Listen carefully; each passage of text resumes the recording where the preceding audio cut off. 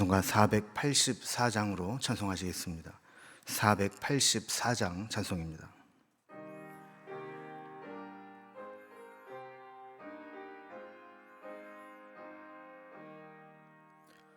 내 맘에 주여 소망되소서.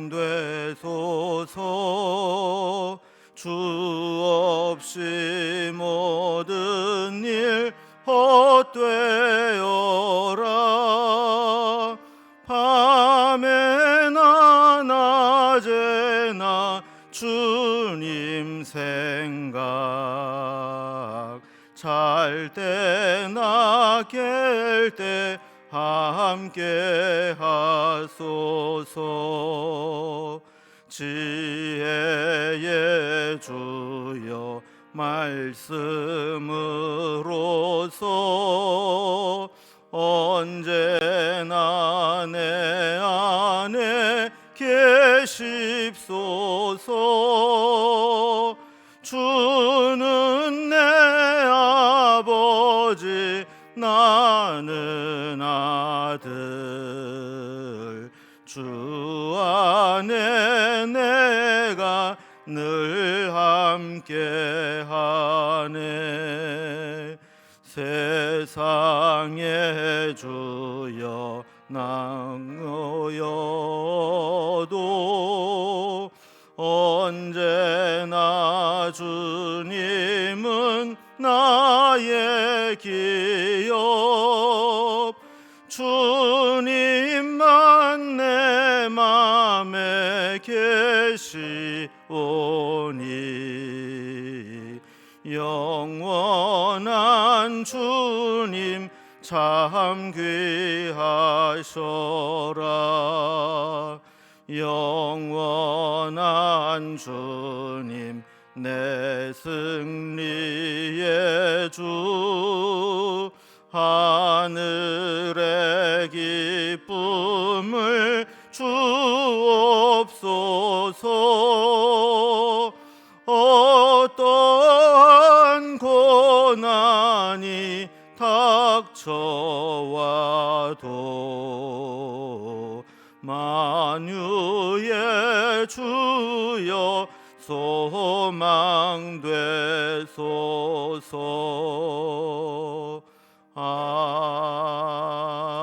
아멘.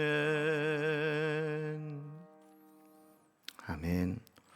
함께 나눌 하나님 말씀은 구약성경 이사야서 40장 1절에서 11절까지 말씀입니다. 이사야서 40장 1절에서 11절까지 구약성경 1014면에 있습니다. 이 말씀을 제가 공독하겠습니다. 너희의 하나님이 이르시되 너희는 위로하라. 내 백성을 위로하라. 너희는 예루살렘의 마음에 닿도록 말하며 그것에게 외치라. 그 노역의 때가 끝났고 그 죄악이 사함을 받았느니라. 그의 모든 죄로 말미암아 여호와의 손에서 벌을 배나 받았느니라 할지니라 하시니라. 외치는 자의 소리여 이르되 너희는 광야에서 여호와의 길을 예비하라. 사막에서 우리 하나님의 대로를 평탄하게 하라. 골짜기마다 도두어지며 산마다 언덕마다 낮아지며 고르지 아니한 곳이 평탄하게 되며 험한 곳이 평지가 될 것이요 여호와의 영광이 나타나고 모든 육체가 그것을 함께 보리라. 이는 여호와의 입이 말씀하셨느니라. 말하는 자의 소리여 이르되 외치라. 대답하되 내가 무엇이라 외치리이까 하니 이르되 모든 육체는 풀이요 그의 모든 아름다움은 들의 꽃과 같으니 풀은 마르고 꽃이 시들면 여호와의 기운이 그 위에 불미라. 이 백성은 실로 풀이로다. 풀은 마르고 꽃은 시드나 우리 하나님의 말씀은 영원히 서리라 하라. 아름다운 소식을 시온에 전하는 자여 너는 높은 산에 오르라. 아름다운 소식을 예루살렘에 전하는 자여 너는 힘써 소리를 높이라. 두려워하지 말고 소리를 높여 유다의 성읍들에게 이르기를 너희의 하나님을 보라 하라. 보라, 주 여호와께서 장차 강한 자로 임하실 것이요 친히 그의 팔로 다스리실 것이라. 보라, 상급이 그에게 있고 보응이 그의 앞에 있으며 그는 목자같이 양떼를 먹이시며 어린 양을 그 팔로 모아 품에 안으시며 젖먹이는 암컷들을 온순히 인도하시리로다. 아멘. 오늘부터 우리가 이사야서 40장 이하의 말씀들을 이제 살펴보게 됩니다. 이사야서의 시대적인 배경은 북이스라엘이 아수르의 멸망을 당한 직후입니다. 그러니까 하나님은 북이스라엘의 멸망을 통해서 남왕국 유다에게도 그들의 죄를 회개하며 믿음으로 다시 돌아오기를 촉구하셨습니다. 그러나 저들은 하나님이 원하시는 만큼 하나님께 돌아오지 못했고, 하나님은 이사야 선지자를 통해서 먼 미래에 되어질 일들을 보여주십니다. 주제는 남왕국 유다도 북왕국 이스라엘처럼 끝내 하나님으로부터 멀어지면 징계를 받게 될 것이고, 그러나 징계로 끝나는 것이 아니라 그 뒤에 소망을 품고 하나님께 다시 돌아오도록 하는 위로와 격려의 메시지를 동반하게 됩니다. 그래서 이사야서는 1장부터 39장까지의 전반부와 40장부터 66장까지 후반부가 분위기가 완전히 다릅니다. 전반부 1장부터 39장까지가 범죄한 백성들에 대한 심판의 예고가 되어 있는 메시지라면, 후반부 40장부터 66장까지는 심판 후에 하나님께서 회복하시고 다시 돌아오게 할 것을 약속하는 메시지가 담겨져 있습니다. 그래서 전반부의 마지막 장인 39장 6절에 보면, 보라, 날이 이르리니 내 집에 있는 모든 소유와 내 조상들이 오늘까지 쌓아둔 것이 모두 바벨론으로 옮긴 바 되고 남을 것이 없으리라. 이렇게 마무리가 되죠. 그러니까 북이스라엘이 아수르에 멸망하고 포로로 끌려가는 것처럼 남왕국 유다도 바벨론에게 멸망을 하고 포로로 끌려가게 될 것이라는 비극적인 심판으로 전반부 39장까지의 메시지가 마무리됩니다. 자, 그러나 이제 후반부가 시작되는 40장부터의 말씀을 보면, 하나님께서 이 바벨론에 포로로 끌려가 있는 이스라엘 백성들을 다시 회복시켜 데리고 올 것인데, 바벨론을 멸망시키고 포로에서 자유의 몸이 되어 돌아오게 할 것을 약속해 주시는 내용이 후반부에 기록되어 있습니다. 그래서 앞으로 바벨론의 포로로 끌려가는 상황을 맞이하더라도 미리 전해주신 이 말씀을 붙잡고 의지해서 이 포로기에 잘 견디고 믿음이 회복되어서 돌아올 수 있도록 소망을 잃지 말아라 하는 것이 이사야서 후반부의 주요 메시지입니다. 오늘 본문은 이렇게 후반부를 열면서 몇 가지 내용을 구성하고 있는데, 먼저 첫 번째는 하나님의 위로의 선언이 나옵니다. 포로로 끌려가지만 하나님께서 그들에게 위로를 선언하게 되고, 왜 위로가 되느냐? 하나님의 귀환이 예고되어 있습니다. 하나님이 오셔서 이스라엘 백성을 이끌고 다시 돌아오실 것이라는 것이죠. 자, 그 다음에 이러한 예고를 들어도 믿지 못합니다. 그러나 하나님의 말씀은 영원히 변함이 없기 때문에 그 말씀을 믿고 의지하라는 겁니다. 자, 그러면서 마지막 부분에는 우리 하나님은 바벨론에 대해서는 용사처럼, 그리고 이스라엘 백성들에 대해서는 목자처럼 바벨론을 멸망시키고 이스라엘 백성들을 이끌어 오실 것이다 하는 내용으로 되어 있습니다. 이제 좀 자세히 한 절 한 절 좀 살펴봅니다. 먼저 첫 번째 주제, 하나님의 위로의 선언이 1절, 2절에 나옵니다. 하나님은 유다 백성들의 회복의 메시지를 전하면서 먼저 위로를 전하십니다. 그러니까 회복은 이제 위로부터 시작이 되는 거죠. 회복이 될 거니까 더 이상 포로 생활로 지쳐있고 고통당하는 것에 괴로워하지 말고 하나님의 위로를 받아라 하는 겁니다. 그래서 1절에 보면, 너희의 하나님이 이르시되 너희는 위로하라, 내 백성을 위로하라 하면서 하나님의 위로를 전하는 것이죠. 이스라엘 백성들이 바벨론에 망해서 포로로 끌려가는 것은 하나님이 저들을 완전히 버리시고 포기하는 것이 아니라 징계를 통해서 그들이 포로 생활 중에 회개하고 다시 하나님께로 돌아오게 하시기 위함이라는 것이죠. 그래서 하나님은 여전히 이스라엘 백성들을 너희는 나는 너희의 하나님이다. 또 너희는 내 백성이다. 여겨주시면서 그들에게 위로를 주시는 겁니다. 우리도 좀 힘든 세상을 살아가고 있는데 하나님께서 우리에게 친히 위로의 말씀을 주시고 우리는 하나님의 위로를 붙잡고 소망을 품고 살아갈 수 있기를 바랍니다. 2절에 보면 이렇게 위로를 전하는 그 근거가 나옵니다. 왜 위로가 되는가? 2절에 보면 너희는 예루살렘의 마음에 닿도록 말하며 그것에게 외치라. 그 노역의 때가 끝났고 그 죄악이 사함을 받았느니라. 그의 모든 죄로 말미암아 여호와의 손에서 벌을 배나 받았느니라 할지니라 하시니라 그랬습니다. 하나님은 이사야 선지자에게 위로의 말을 전할 때 마음에 닿도록 말하라 그래요. 그러니까 건성으로 말하는 것이 아니라 정말 진심으로 말해서 그 하나님의 그 위로하는 그 소망의 메시지가 백성들에게 마음에 전달되도록 그렇게 말하는 겁니다.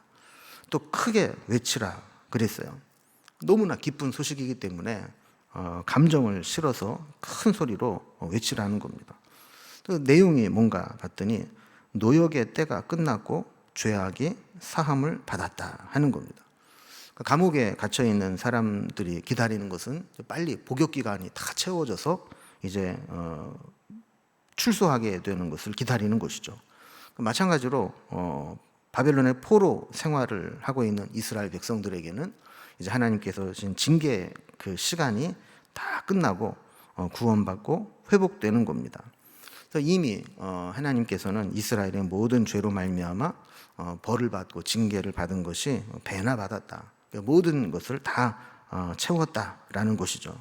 그래서 하나님의 이제 위로와 회복의 메시지가 전달되는 것이 오늘 이제 메시지의 시작입니다.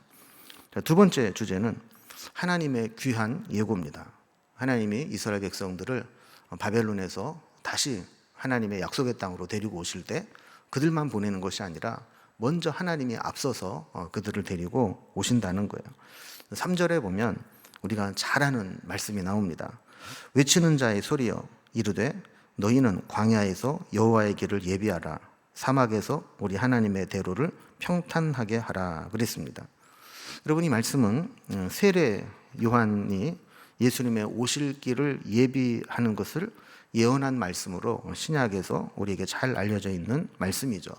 근데 원래의 의미는 하나님께서 오시는 길을 예비하라는 거예요. 그래서 외치는 자는 길을 여는 자를 의미합니다. 그러니까 왕이 행차할 때 그 앞에서 소리를 지르면서 우리로 말하면 물러거라 물러거라 뭐 이렇게 하면서 앞에 길을 트는 사람이 있지 않습니까? 그것과 마찬가지로 왕이나 높은 분들이 행차를 할 때 그 앞길을 막힘이 없도록 여는 역할을 하는 자가 외치는 자입니다. 근데 그가 광야에서 또 사막에서 온다라고 하는 것은 먼 길을 온다는 거예요. 대규모의 사람들을 이끌고 온다는 겁니다. 다시 말하면 포로로 끌려갔던 하나님의 백성들이 하나님의 구원하심으로 자유의 몸이 되어서 당당하게 돌아오게 될 것이기 때문에 그 오는 길을 여는 자가 외치는 자의 소리로 예비하라는 것입니다. 그래서 4절에 보면 이 돌아오는 길에 골짜기도 있고 또 산도 있고 언덕도 있고 하지만 그런 것들이 문제가 되지 않는다는 겁니다. 길이 없으면 길을 만들어서라도 안전하게 그들을 데리고 돌아오실 거라는 말씀입니다. 그래서 저들이 끝내 안전하게 돌아오게 될 때 5절에 있는 말씀과 같이 여호와의 영광이 나타나고 모든 육체가 그것을 함께 보리라. 이는 여호와의 입에 말씀하셨느니라 그랬습니다. 그러니까 하나님의 구원이 모든 사람들이 볼 수 있도록 나타나게 될 것이다. 그래서 1차적으로는 이스라엘 백성들이 바벨론 포로에서 돌아오는 것을 의미하는 것이고 신약까지 연결을 시키면 궁극적으로 하나님께서 하나님의 아들 독생자 예수 그리스도를 이 땅에 보내시면서 하나님의 영광을 나타내시고 우리에게 완전한 구원을 이루실 것까지 예고한 말씀이 됩니다. 그 다음에 이제 세 번째 주제로 넘어갑니다. 세 번째 주제는 하나님 말씀의 영원성입니다.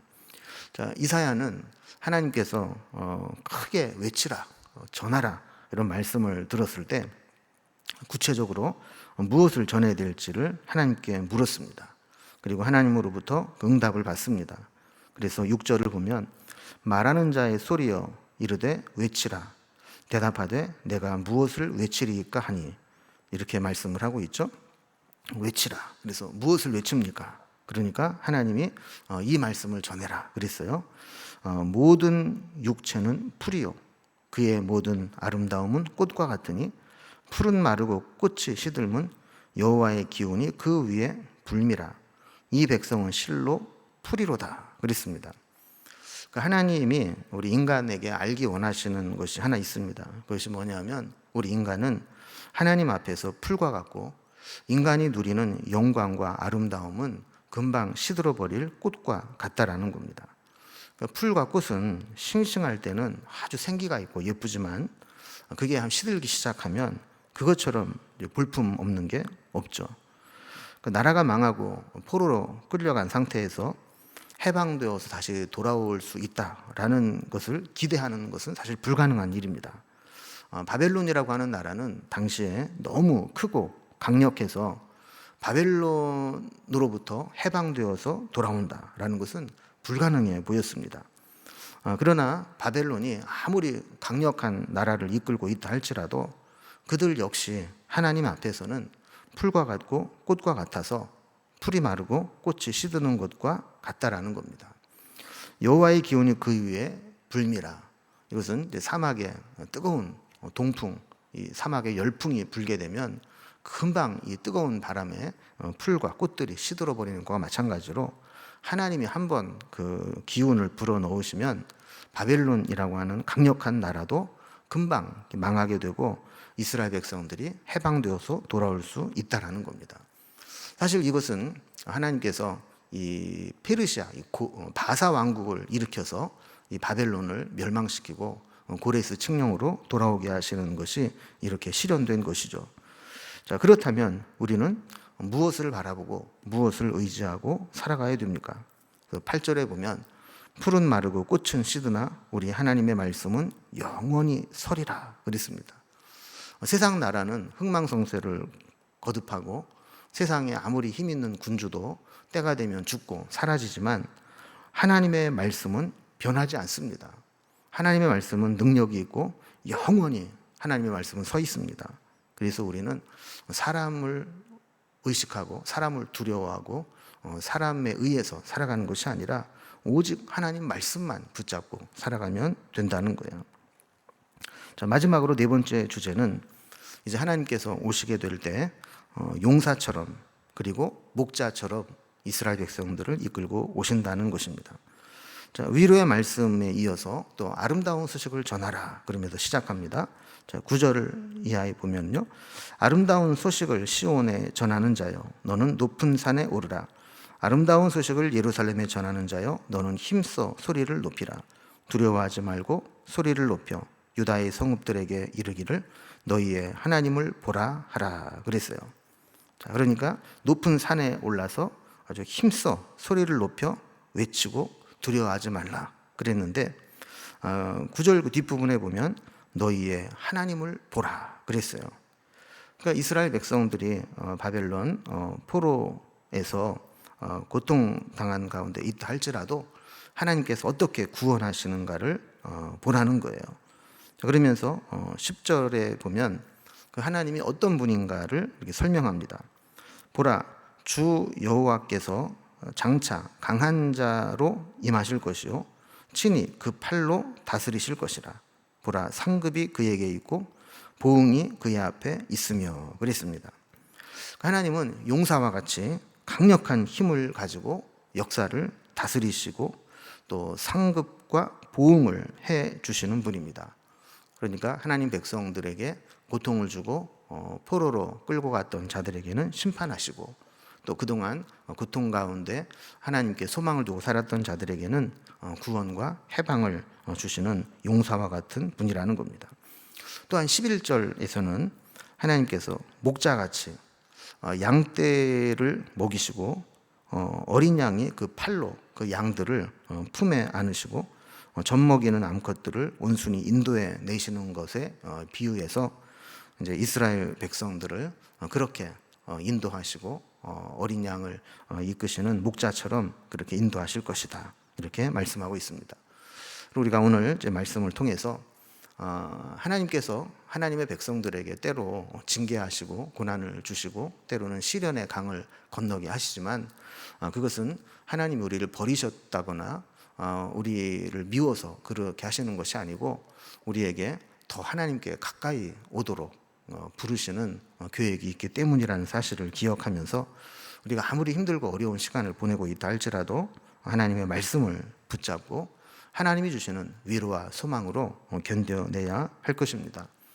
오늘부터 우리가 코로나로 인해서 우리 수도권은 또 4단계로 전면 비대면 예배를 드리게 됐는데 우리 영적으로도 우리가 좀 곤고한 시간들을 보낼 수밖에 없고 또 우리 심리적으로도 이 코로나의 압박을 받을 수밖에 없고 또 이로 인해서 살아가는데 여러 가지 힘든 시간들을 보내게 되지만 그 가운데서도 우리가 하나님 바라보고 말씀을 붙잡고 하나님이 주시는 위로와 소망을 얻고 말씀으로 우리의 모든 시간들을 잘 견뎌낼 수 있기를 주님의 이름으로 기원합니다. 기도하겠습니다.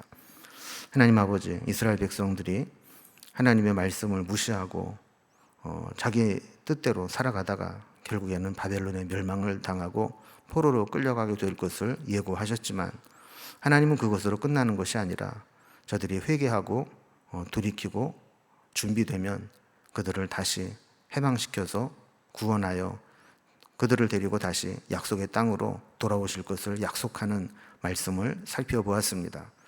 우리도 살아가면서 때로 힘들고 어려운 시간들 보낼 수밖에 없지만 그러나 그것으로 끝나는 것이 아니라 때가 되면 하나님께서 우리에게 구원과 회복을 전해 주실 줄로 믿습니다. 그때까지 하나님 말씀을 붙잡고 믿음으로 승리하는 삶을 살아갈 수 있도록 인도해 주옵소서. 코로나 사태가 하루빨리 진정되게 하시고 다시 일상으로 돌아오게 하시고 또 예배가 회복될 수 있도록 인도하여 주옵소서. 우리의 삶을 부탁드리오니 오늘 하루도 믿음으로 살아가게 하시고 필요한 힘과 은혜와 믿음과 능력을 더하여 주옵소서. 주님께 오늘 하루의 모든 삶을 부탁드리며 예수님의 이름으로 기도드리옵나이다. 아멘. 이제 각자의 기도 제목들로 자유롭게 기도하시겠습니다.